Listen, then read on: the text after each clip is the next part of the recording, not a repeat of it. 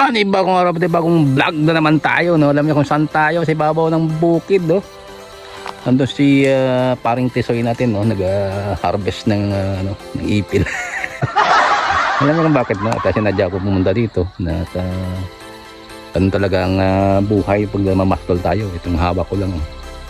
Ito sindun si Tisoy, kaya medyo matas-taas itong dala natin kay Tisoy, no? Kaya yun ang sabi sa inyo, mag-mega love shoutout ulit sa inyo sa lahat ng matangkilik na aking munting YouTube channel. At balik na naman tayo sa pagbablog. Kaya tsaga-tsaga lang. Yan talaga, no? At pag wala natin ginagawa ay namamaskol tayo ng baka natin dito, no? Nag-isa lang yan pero ang bigat niya. Kaya yun, puntaan natin si paring Tisoy. Yun, medyo busog ng paring Tisoy natin. At yun ang pinakaibabaw ng bukid natin. At kitang-kita natin ng ang kaibahan sa ibang bukid ay maraming bato. Yun, nagwawala na si paring Tisoy natin. Kaya yun nakita natin, no? Kaya nasungay na. Siguro busog na yan, no? Yun siya. Ganun talaga si paring Tisoy pag nabubusog ay nagwawala na, no? At yun, pero kumakain pa rin siya. Kasagaba lang siguro sa kanyang daanan, no? Nakakatawa yung baka no? Ano dyan sa paanan mismo, sa daanan yung sa kabilang bundok, oh.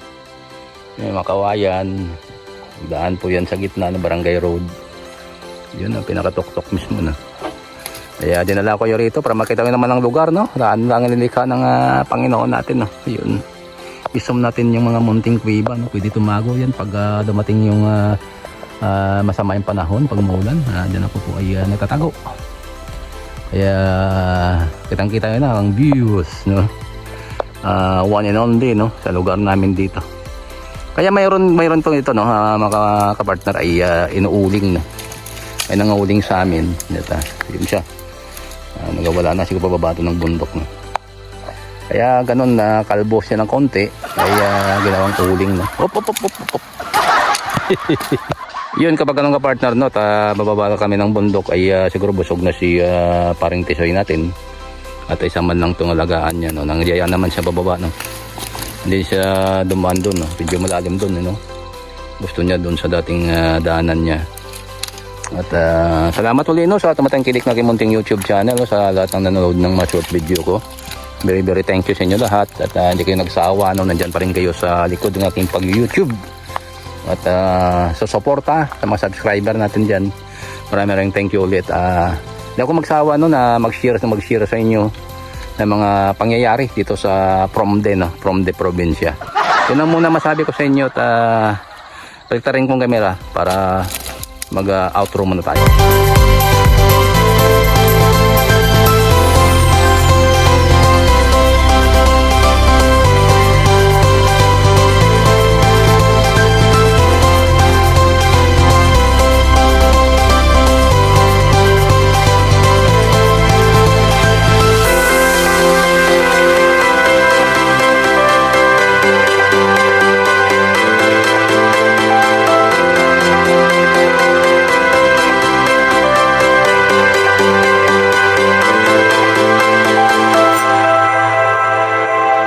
Yun, maraming salamat ulit, no? Maiksing vlog lang pero gusto ko ma-share sa inyo, no? Na kung saan tayo namamastol pag wala tayong ginagawa, no? At, dito naman na, no? Minsan sa palayan, at ngayon ay may tanim doon, chicken cropping. Ayun dito naman sa bukid, no? Minsan sa tabi ng bukid, tabi ng palayan. Thank you ulit sa inyo, no? At palagi na lang thank you, no? Ayan ang sinasabi, always na magpasalamat palagi, no?